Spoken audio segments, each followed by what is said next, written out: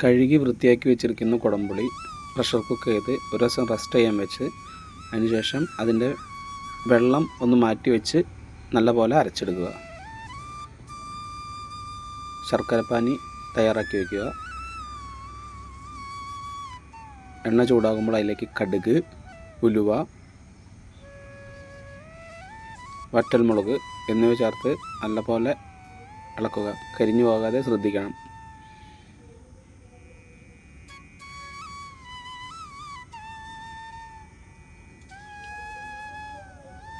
കറിവേപ്പില ആഡ് ചെയ്യണം. മഞ്ഞൾപ്പൊടി, മുളക് പൊടി ആഡ് ചെയ്ത് നല്ലപോലെ ഇളക്കുക. അതിലേക്ക് അരച്ച് വെച്ചിരിക്കുന്ന കുടംപുളി ചേർത്ത് കൊടുത്ത് നല്ലപോലെ ഇളക്കി കൊടുക്കുക.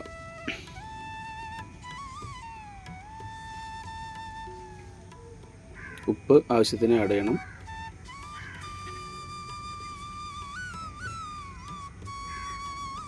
മറ്റൊരു ചട്ടിയിൽ ഇഞ്ചിയും പച്ചമുളകും നല്ലപോലെ വഴറ്റിയെടുക്കണം.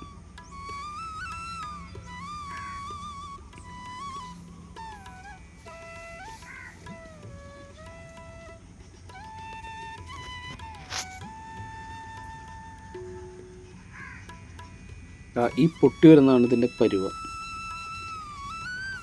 ഇതിലേക്ക് ശർക്കരപ്പാനി ആഡ് ചെയ്ത് കൊടുക്കണം.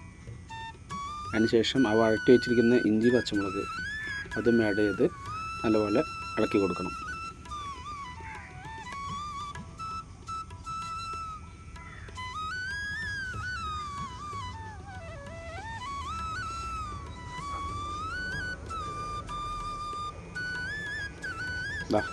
നമ്മുടെ പുളിയിഞ്ചി റെഡിയായി.